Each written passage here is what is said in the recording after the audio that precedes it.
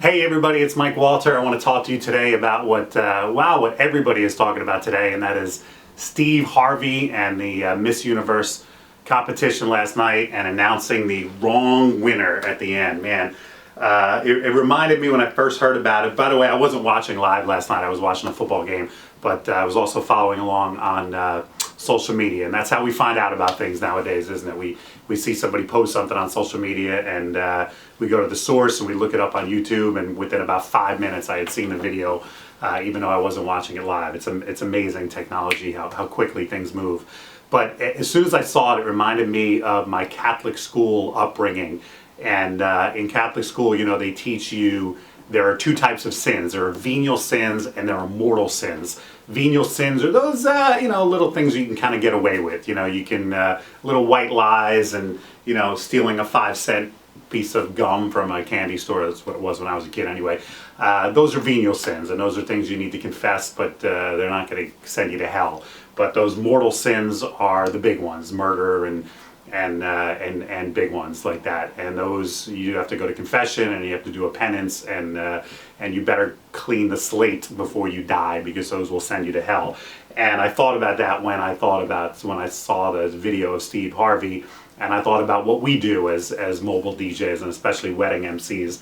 There are venial sins in our industry, just like there are venial sins if you're going to be the MC or the host of a beauty pageant. You know, if Steve Harvey last night had introduced one of the talent segments wrong and said, Miss Columbia is now going to play the piano, and it turned out she was going to play the saxophone, that's a venial sin. That's something that we can.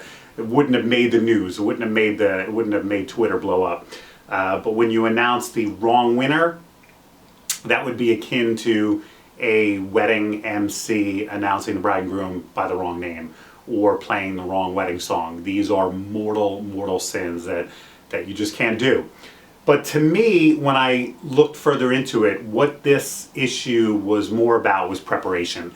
If you look at the card, which I have now seen, the card that was given to Steve Harvey, if you were just given that card in a moment and said announce the winner, I could see why Steve Harvey would make that mistake. I mean, it's laid out kind of weird. You've got your second runner-up, you've got your first, and it says first. It says, first on the card, runner-up, and then winner. And if you just handed that card in a moment and said read the winner, I can kind of see.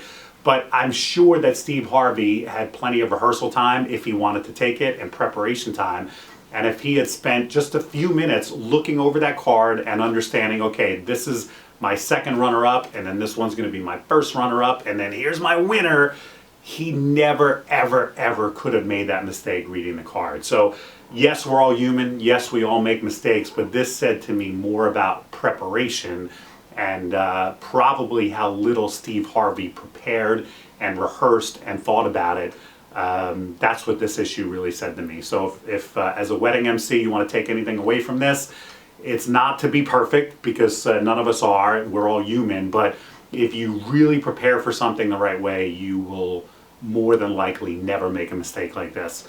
I know by the time I introduce my bride and groom for the first time as husband and wife, and the big grand introduction, I have rehearsed that moment a number of different times. I've rehearsed the pronunciation of their name. I know exactly on my clipboard, or I read it on an iPad, but I know exactly where those names are going to be, so my eyes go directly to them. I have it highlighted, I have it bolded, it jumps off the screen. So I don't know how I could make a mistake like that based on the preparation that I put in, and Steve Harvey probably would say the same thing.